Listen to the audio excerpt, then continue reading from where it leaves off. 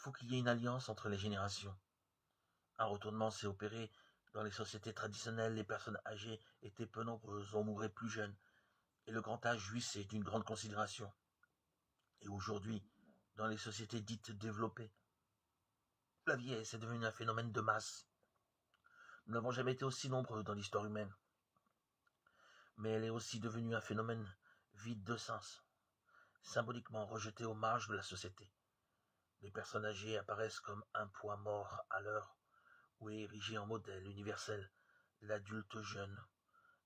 Un adulte qui se construit seul, demeure toujours jeune et fait tout pour rester jeune le plus longtemps possible.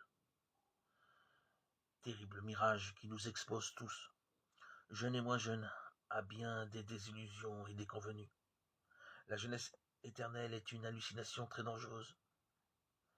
Cet idéal illusoire a comme rompu l'unité entre les générations.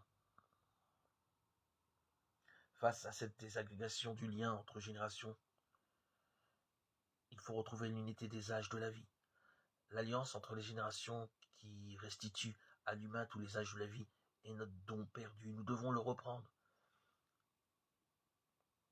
S'ils veulent ouvrir les chemins de l'avenir, les jeunes ont besoin des rêves et du témoignage des personnes âgées. On ne peut être jeune qu'avec les vieux et vieux qu'avec les jeunes. Toute rupture du lien appauvrit les uns et les autres. Si les grands-parents se replient sur leur mélancolie, les jeunes se courberont encore plus sur leur smartphone. L'écran peut bien rester allumé, mais la vie s'éteint avant l'heure. Chaque âge de la vie représente un don et une bénédiction